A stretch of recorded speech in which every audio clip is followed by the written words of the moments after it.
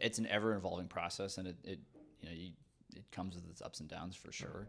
And I think sometimes when you think deeply or create a system of values, things that go against those values will then hurt you even more. So things like seeing human suffering is, if you think about human suffering a lot and what's ethical and what's moral, seeing things go against what you're thinking is correct and moral, it should hurt even more. It should drive you to do things even more. And sometimes I get, I kick myself because I do that thing where I will turn away from human suffering in my life. And because I know that I shouldn't do that, it hurts even more. But that's good. I think that type of pain, that sort of recognition, is a marker of humanity. I want to talk to you about your Jesuit and volunteer experience with the Yeah. AmeriCorps and things like that. Yeah. So I did a year of service out of college. So my senior year of college, I didn't know what I wanted to do afterward. And I had been given an offer from a large bank to do a marketing job. I studied philosophy and English, but they liked sort of my writing background, so I was going to write copy and ads for them basically internally. And then I kind of took a look at it and didn't really like what my day-to-day would be like, but I also didn't really know what I wanted to do. And I went to Boston College, which is a Jesuit institution, and those who are not familiar with the Jesuits, that's an order of Catholic priests that often focus on travel, education, and like many priest orders focus on sort of service of the poor. And so I joined the Jesuit Volunteer Corps, which I always tell people is kind of like Peace Corps domestic in a sense. There are actually international positions within the Jesuit Volunteer Corps, but for the most part, folks work in different cities around the United States, and you are placed in a house with some fellow Jesuit volunteers, and then you're given a position within a nonprofit. So you help that nonprofit, and what you do really varies on what that nonprofit does. So I was lucky. I got placed in Los Angeles, which I had never been to before. Very obviously famous city for a variety of reasons, but I got placed there. My job was in Santa Monica. So I went every day. I kind of feel like an imposter sometimes because they tell people that I did a year of service. I made no money. I lived very simply, but I would wake up and go to Santa Monica in like business casual clothes every morning. My job was at a place called Chrysalis, which is an employment nonprofit focused on getting marginalized populations in the West Los Angeles area connected with work as a form of sort of stabilization and dignity in their sort of daily lives. So when I say marginalized populations, typically what I'm referring to in sort of West Los Angeles, I'm referring to folks who may be housing insecure, homeless, re-entry populations, so folks that may have been incarcerated. Our VA, sort of veteran populations, we worked hand in hand with our Veterans Association. I worked with folks who are suffering from active addiction or mental health crises, trying to find positions, work positions, whether they be part-time or full-time, that would allow them to earn income and build some kind of stability in their lives. So I was a case manager. At any given time, I had around 100 clients. We call them clients on our caseloads that I was trying to manage and help find career opportunities with. So I loved it. It was really fun. And at the end of the year, I was a little sad to go, but I also was ready to kind of move on to something else. Next phase. Yeah. So it was finding careers in Los Angeles or just like nationwide? Yeah, mostly in Los Angeles. And we were connected with a lot of the local businesses. And the careers really varied. So we had folks a lot of our folks were looking for sort of those entry level, sometimes minimum wage positions that were just going to get them an income and a stable situation work-wise. And then some of our other clients maybe had a professional background before they came to us that they wanted to look for work in. I had a couple clients actually who were financiers, worked in finance, had some stuff happen in their life, and were looking for a little support getting back into that field. Which, when you're 23 and you're talking with someone who had like a 10-year career in finance, you have that thought like, how helpful can I be? Which for any young person who's looking to do community service or work in human service in general, I do think you're going to have a little bit of that imposter syndrome. And when that happens, like, yeah, I didn't have 10 years in finance. I've never taken a finance class in my life. Like, I don't understand what it's like to do any of that work, but I was able to kind of listen to what this person wanted, be a sounding board, do things like edit resumes, because, again, like I studied like editing in English. So I was kind of good at that. But mostly people just want someone to talk to hear about what's going on in their life and then help them take that and move it towards something actionable. to help them get to a better situation. What was your biggest takeaway? On a personal level, I would say it was the first time I was working every day with folks from pretty vulnerable backgrounds, and growing up, I didn't experience that a lot. So on a personal level, it really showed me kind of the breadth of humanity, and kind of where people can be coming from, all these different places. Taught me a lot of empathy as a person, and patience.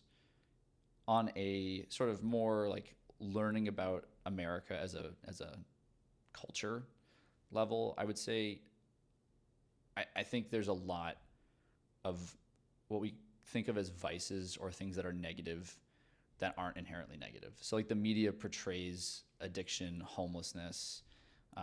They portray like veteran services in ways that are divisive, and uncomplicated. But you have to think each one of these people is a unique human being whose life is a mosaic of experiences, some of which are good, some of which are bad. But everyone is where they are because of a collection of experiences that are very unique to them.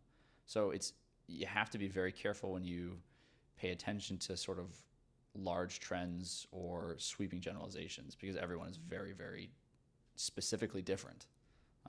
So that's one of the big takeaways I had, and it's definitely affected everything that I've done since.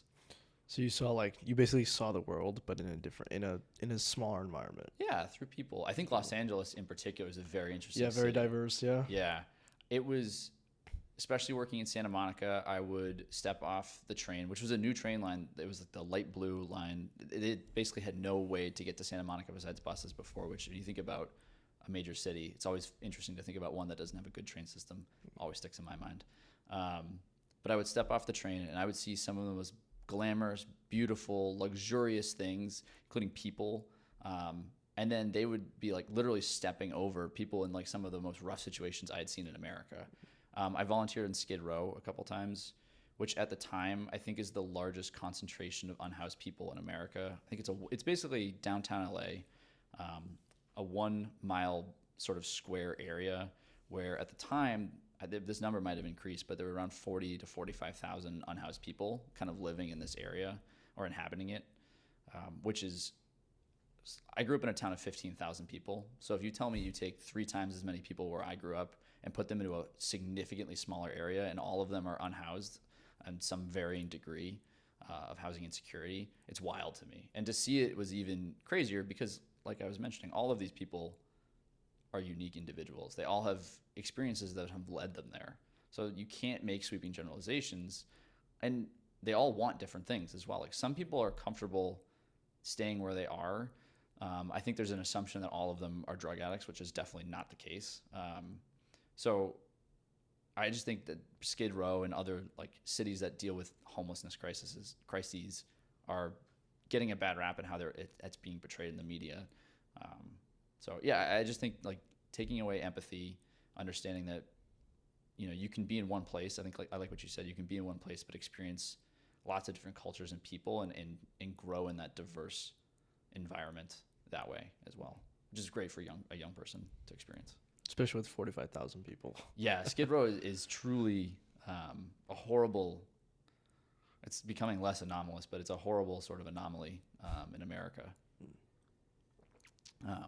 Yeah, I do. It's one of those things where it's like I don't want to create like a human zoo by telling people to experience it and go see it, but I also think it's really important to understand how pervasive the issue is in Los Angeles and what it kind of means for sort of a greater society in terms of how are we supporting our most vulnerable people. There's I forget which, it might have been a president or it's another American politician that I've heard, but how we help our most vulnerable people is an indication of who we are as a society. And so kind of based on that principle, I really, there's a lot of things I wish we were doing differently in the country to support unhoused people, people suffering from mental illness, people who have a variety of ailments that we could be doing more for that we're not. Can you explain that quote?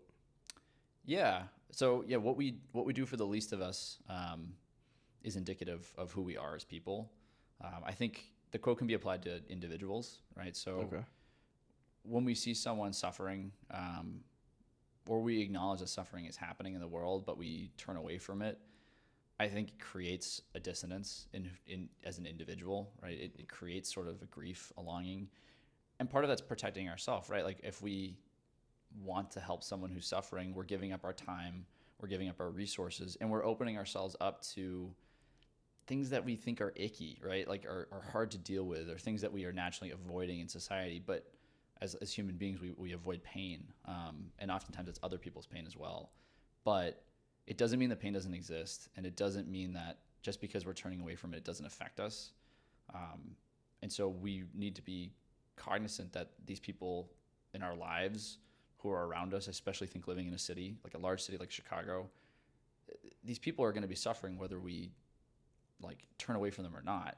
And so we should commit ourselves to finding ways to help them. And everyone's got different talents and skills and amount of time that we can give. But the worst thing we can do is ignore it. Because if we ignore it and push it away, it doesn't go away. People's lives are still hard. But we're creating that dissonance in ourselves. It's kind of the thing with anything, right? If you ignore it, it grows. Yeah, exactly. And yeah. Eventually gets out of control. 100%. Yeah. I think it's doing something for someone with no personal gain. One of the most selfless things. Yeah. Yeah, I think it's really hard. I think it's always harder too when there's economic pressures that are mounting, and everyone's thinking like, I gotta make this amount of money, and so I can get to these goals. But sometimes those goals are inherently selfish if we're not thinking, okay, like if I'm just doing this for me, or I'm only just trying to get my own, like where does that leave other people? And if I do just get my own, at the end of that process, like who's going to be around me? If I ran the race so fast that no one else can get to the finish line, like that's not fun. There's no one to celebrate with. Like it's better to kind of get there with other people and help other people get there as well. I'm a bit of a socialist when it comes to this type of stuff because I do think that we could be doing more. And I do think certain capitalist systems are in place specifically to prevent people from doing more. But that's just kind of throwing that out there. That's my viewpoint. That's my skew. I mean, you're advising, so yeah, and I love education. And in some senses, I feel like higher education is kind of the corporate side of education because we're such a big structure. Like we just talked about, we have a million administrative offices. We have lots of different bureaucracies in there. So I do feel like I used to. So after Jesuit Volunteer Corps, I did do AmeriCorps and taught 5th grade. I went back to Boston and taught 5th grade at a charter school. And that was really, really hard. It was too hard for me, legitimately, at that time in my life. I love my students. I was working at a school in an underserved neighborhood in Boston that was kind of getting its feet wet and really starting up as a charter school. I think I was there in its 5th or 6th year. And my students were incredible. And they were awesome. But they were also an incredible handful. Yeah. And I burned out really fast. And I grew an immense respect for sort of that K through 12 educational system and the people that stick around in it. There's a statistic that I think over 50% of teachers stop teaching, like at the K through 12 level, before they hit 5 years. And I'm part of that statistic now. That's wild. And it's truly wild to think of like a field where 50% of the people drop out before they get 5 years. And it's because... What's the college dropout rate? It really varies by institution. I would say like a school like Loyola, we probably like actually drop out and don't continue higher education somewhere else is probably like, I think we're looking at like 8%. Okay. Don't quote me on that. It changes every year, and like we talked about. I was guessing. Yeah, like it was definitely not 50. Like no, like way lower than more 50. Teacher dropouts than students. Oh, 100%. Yeah, and it's crazy, and I think part of it's just the burnout. It's traditionally teachers are underpaid from what they and there are certain states with unions, and there's a lot of different discrepancies, but in general, teachers are not getting what they need on a lot of different levels. It's more of a patience thing. Yeah. And what we were talking about with anxiety with college students and high schoolers, that's extending to younger and younger kids. Students are suffering from the effects of the pandemic in terms of a lack of socialization, but they're also just feeling this generalized anxiety. Kids are an incredible sponge. They pick up anything that you throw at them or you're giving off, they'll pick up, right? They are aware of it, but they often don't have the ability to process it because they're so young. They just don't have the experience yet. And so as we become more anxious, our kids become more anxious, and that leads to really anxious classrooms, which are harder and harder to manage and teach.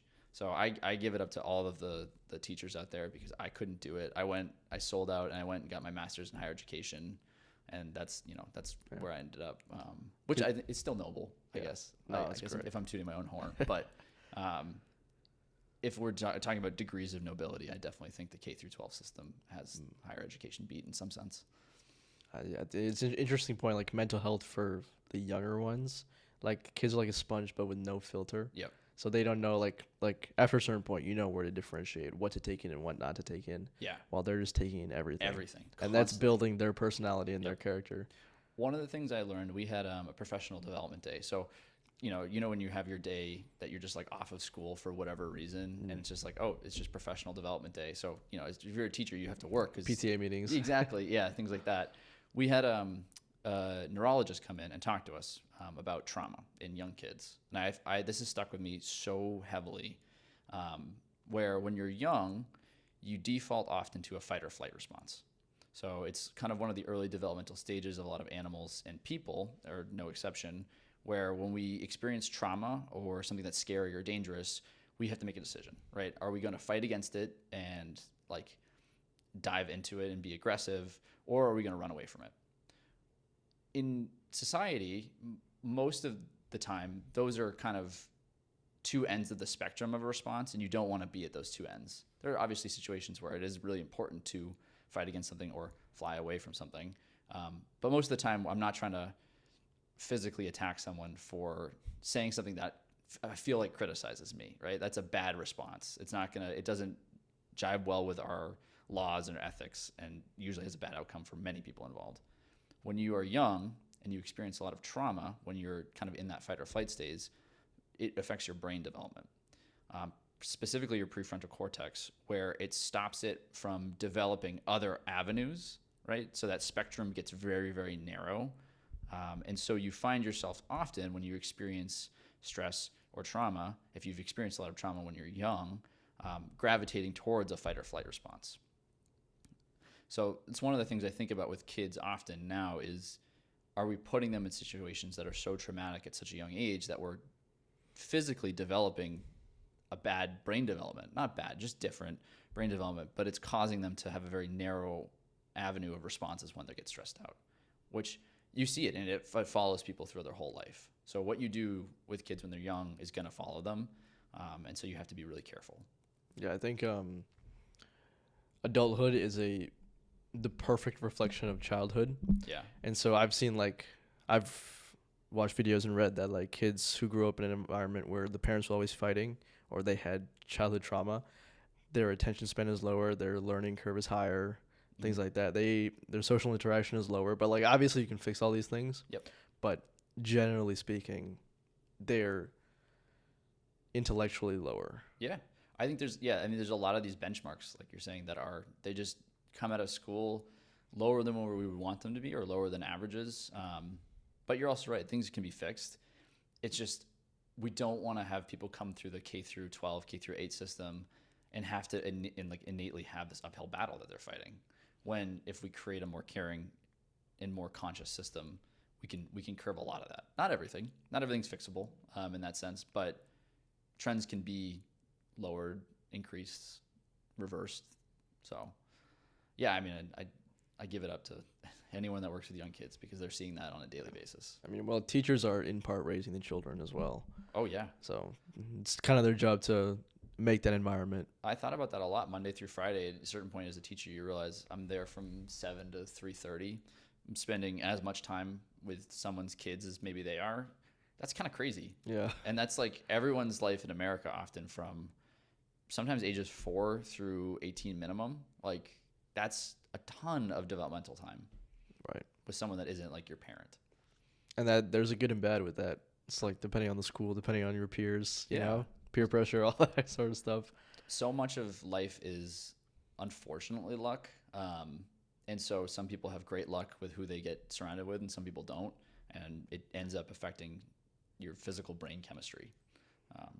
So, just it's another reason to be patient with folks when they react in ways that you're surprised. I was reading David Goggins has his first book. I don't remember what it was called, but he was talking about how he grew up with the abusive father and everything, and how he was constantly in that flight or fight mode Yeah. during his childhood, and that had chaotic effects on the brain. Yeah. And it's interesting part. It's amazing because you sit there and you think I'm so in control. I'm, conscious of my thoughts, but then you tax your system a little bit, like you have a little bit of stress, and all of a sudden your thoughts get really narrow. You start to try to solve the problem, and you gravitate towards one thing or another. We develop habits as people, and so we just have to be cognizant of the fact that trauma can really lower the amount of immediate available options for someone. And as an adult, you hope people can take a breath, think about things a little bit, and widen that range of responses, and pick one that they think is going to be most appropriate. But that's not always the case. Yeah, you have to remember in the moment to actually think. Yeah, and which go back to that calm state. Classically hard as a human being. Yes, Yeah. Practice makes perfect. Definitely. Yeah. Yeah. So make it post-it.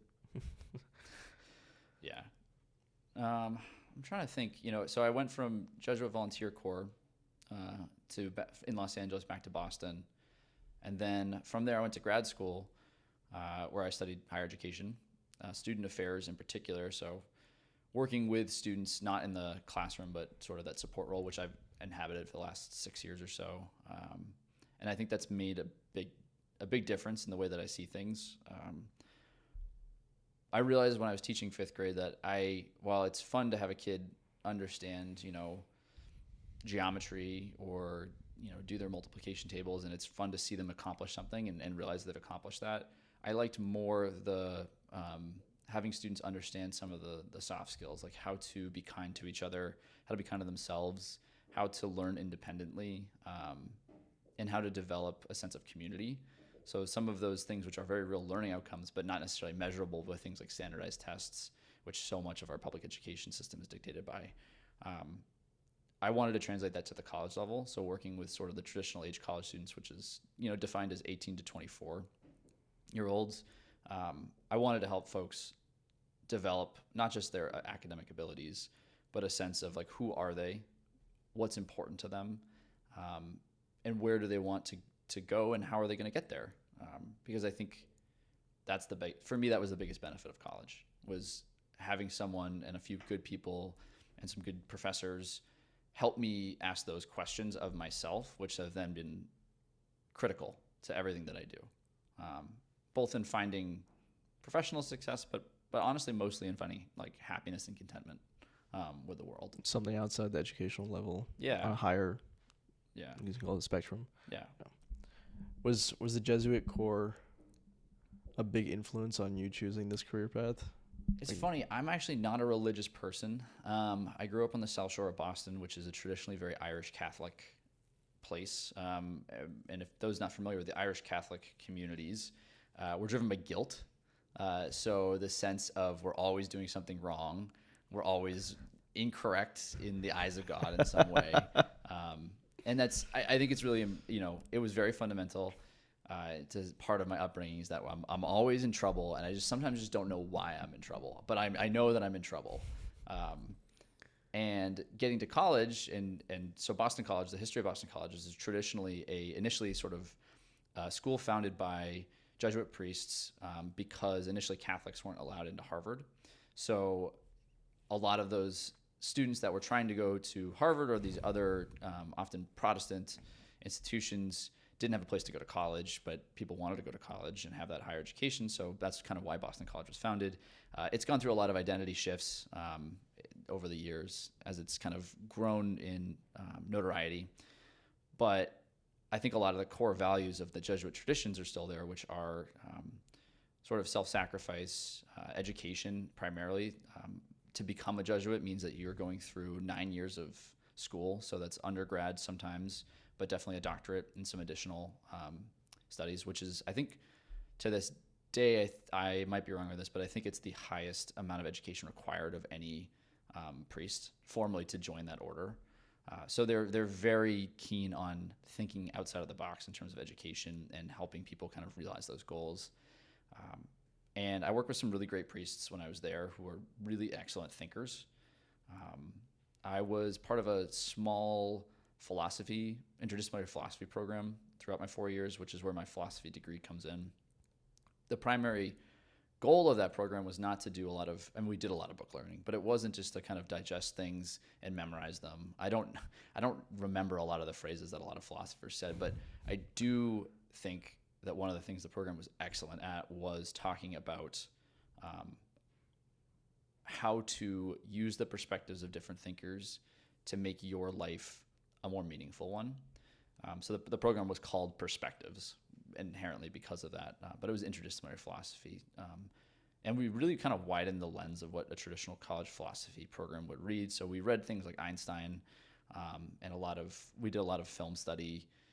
We just kind of took in media from all different places. It wasn't just sort of Aristotle, Plato, and some theologians. How did Einstein play into philosophy? Yeah, it's a great question. So during sort of his rise to prominence, so much of theoretical physics started to kind of push into the realm of what we can stop physically being able to conceive, right? So like, just because he was basically positing some ideas, and this is true for a lot of physicists before him, but he's very prominent in this regard, that there were things that were not observable yet that he was positing, right? And so science is often about observation and adjustment, but he's basically saying that these things are happening and we don't necessarily have a way to fully observe them right now. We've developed a lot of systems since Einstein to prove or disprove some of his theories. But at the time, he's basically throwing out things in the same way a philosopher would, with a little more mathematical proof, although some philosophers are also mathematicians.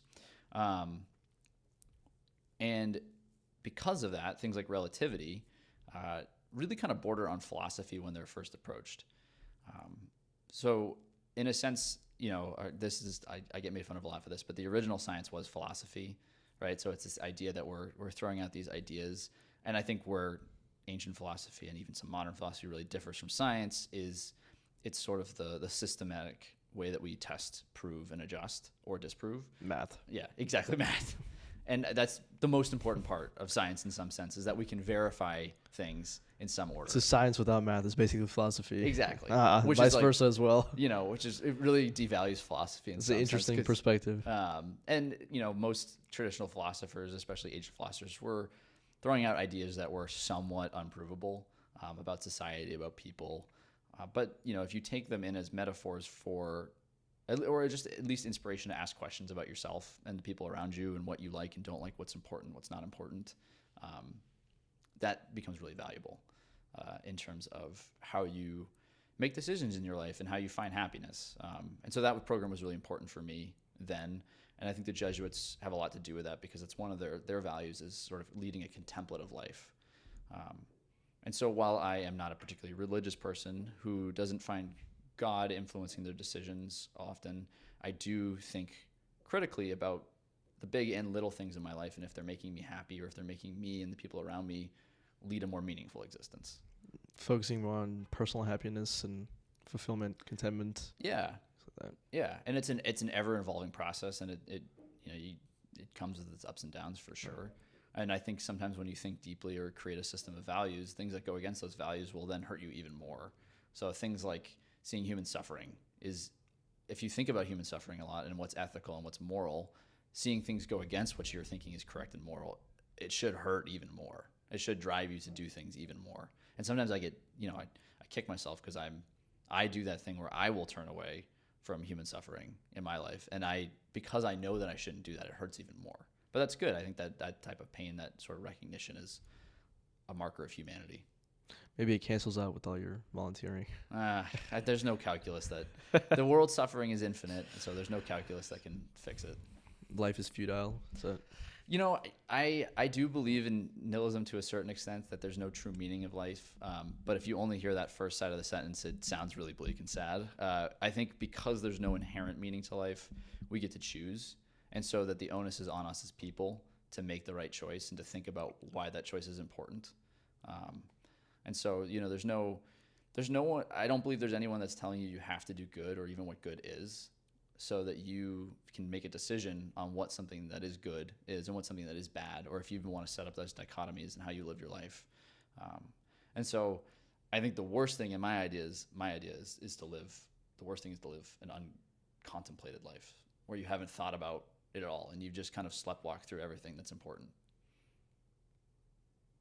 Going through life thinking about the concepts and ideas that are like pertaining to you, things like that. Yeah, it's really important. Yeah. Because otherwise, like, what are you doing? I mean, I feel like it'd be very easy for me to wake up and I could have taken that marketing job.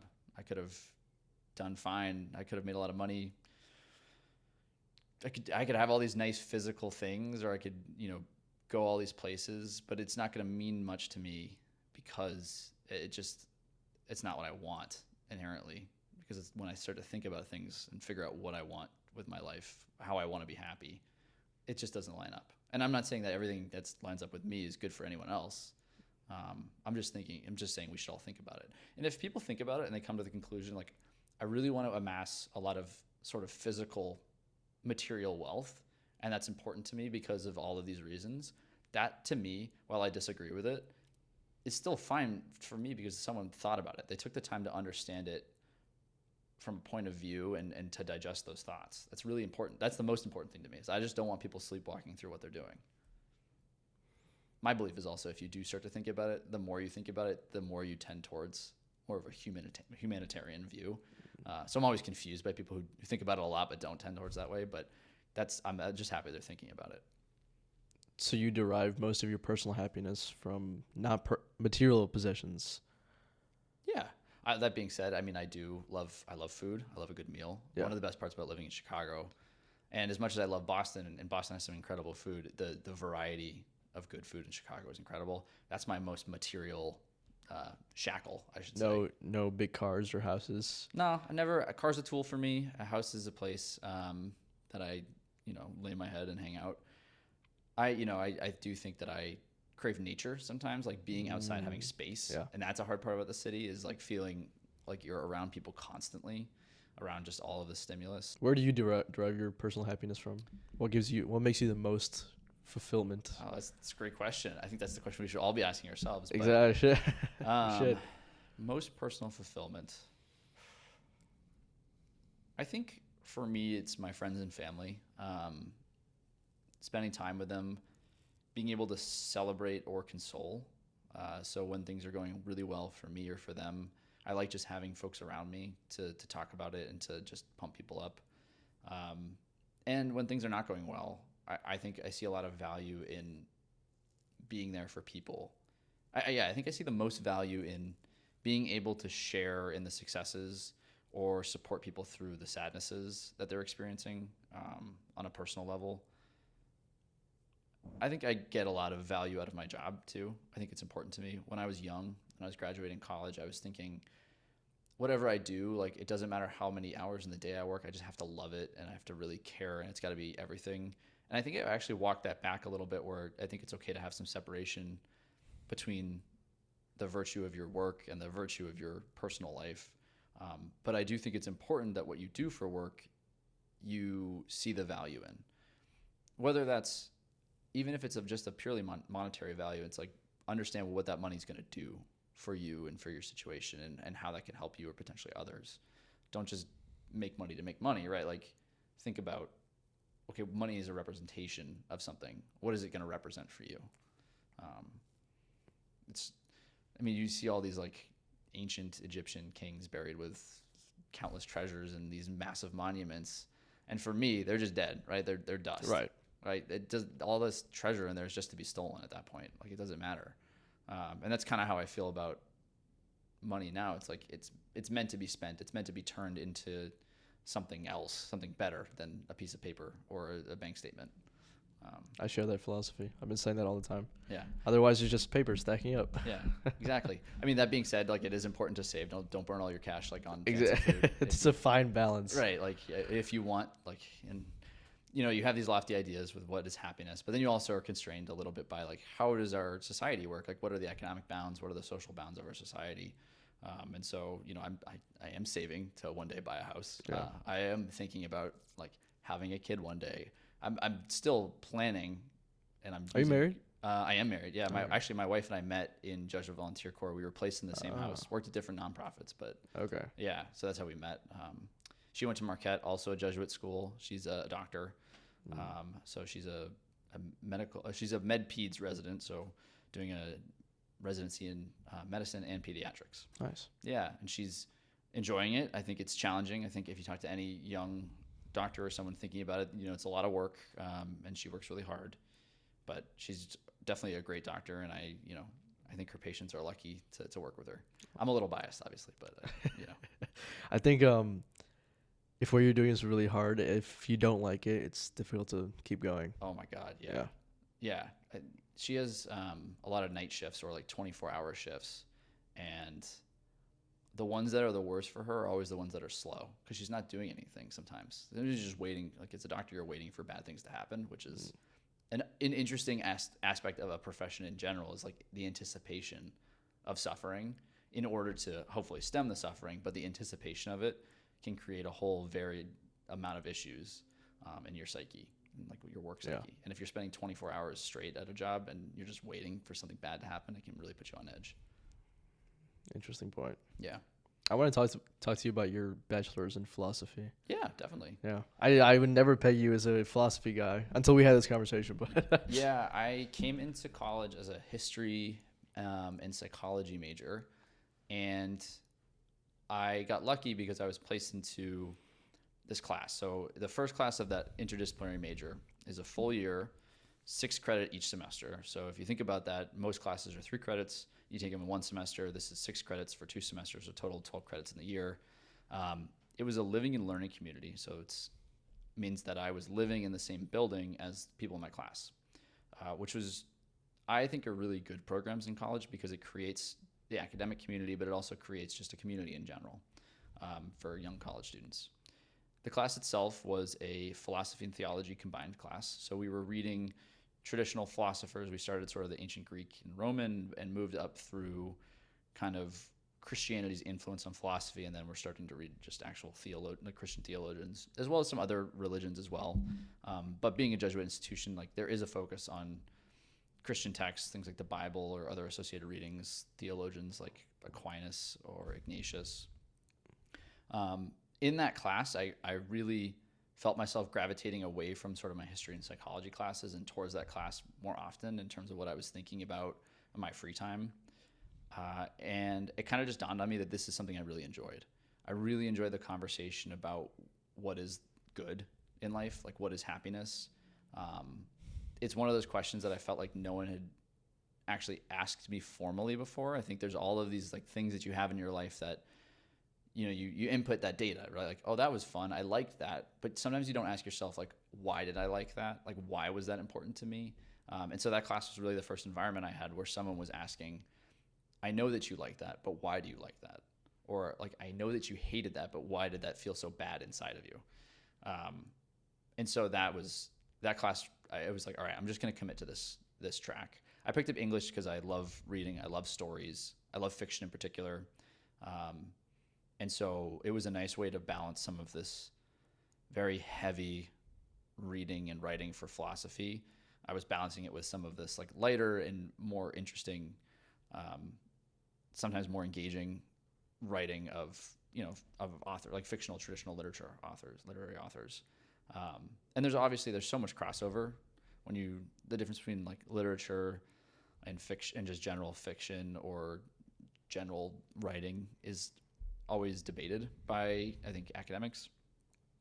But I think when we think about literature, it's something it has a digestible moral, it has lessons, things that you're taking from it, an impact on society.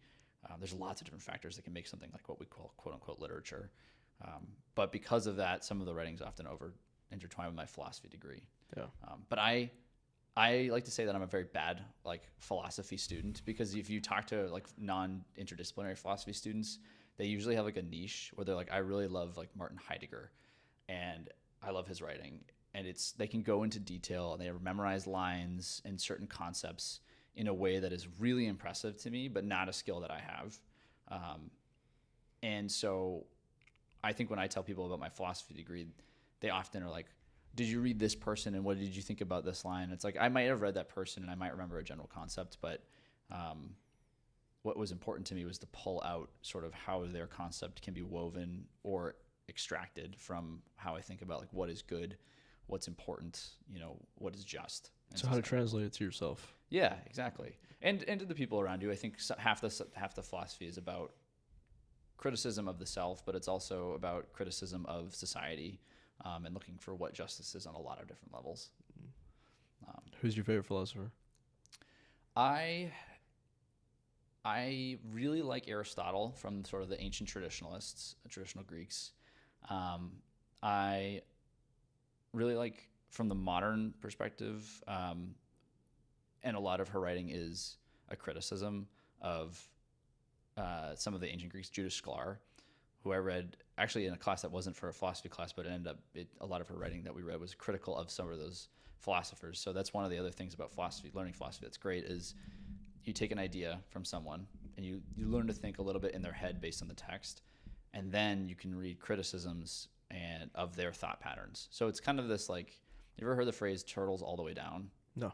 So it's basically that there's a concept of like, someone's like, okay, what is the world resting on, right, in the universe? It's like, oh, it's resting on the back of a big turtle. Well, then there's the question like, okay, what's the turtle standing on? It's like he's standing on another turtle, and then what's that turtle standing? So it's just like all of these thoughts, these ideas by initial philosophers can really have this turtles all the way down effect where you criticize it, and then you can criticize the criticism, and you're constantly kind of going through these thought exercises, refining what you think is good in order to find some sort of like indelible truth about life. Refining is the perfect word. Refining each idea. Just sharpening the spear to try to kind of poke into the ether to figure out like what comes out. I think generally there are very few universal truths in the world, like nothing that holds true in every situation all the time. In order to be a philosopher, I do think you almost have to adopt the idea that's like I have to tie my ship to an anchor somewhere, right? Like I need an indelible truth to then base the rest of my philosophy on. At least that's how a lot of philosophers think, not all of them. Even nihilists, like the idea that nothing is important or nothing is universal is in itself like almost a universality, right? Like if nothing is universal, then isn't that universal? Nothing is universal. So right? Like if nothing matters, doesn't it matter the fact that nothing matters? Yeah, that makes sense. Right? Like, which is like Nothing crazy. Right? You get into these like wormholes where it's like, the snake eating its own tail. And that's a lot of like philosophical argument at the end of the day. One universal truth I think is true is like nothing is permanent. Yeah. Everything is ephemeral. We're just kind of, everything is constantly changing. just always. Yeah. The only constant is change. Yeah. Which is so important. Right. So I think part of that goes, when you think about that as a person, right? Everything is change. It can feel so overwhelming that you don't even want to think about it. Yeah.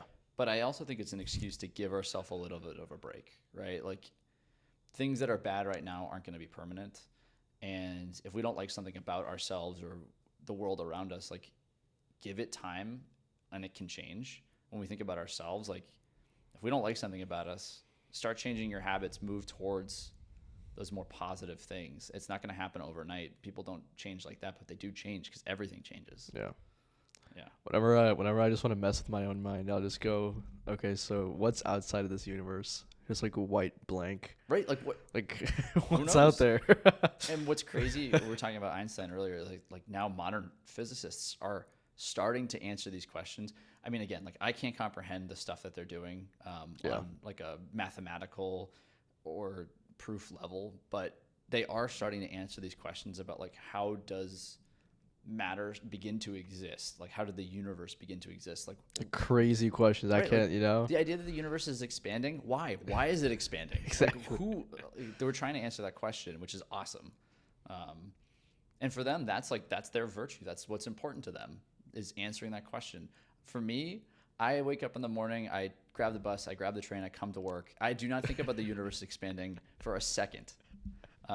Until I like read an article about it. I'm like, wow, that's really cool. And then I just click to the next article, and it's just like the fact that we are a piece of matter in an ever expanding. We're like basically like, if you think about a human in like a fraction, right? Like we're one over a number that is infinite, right? Like it's infinite, constantly expanding, like infinite to the, to a power.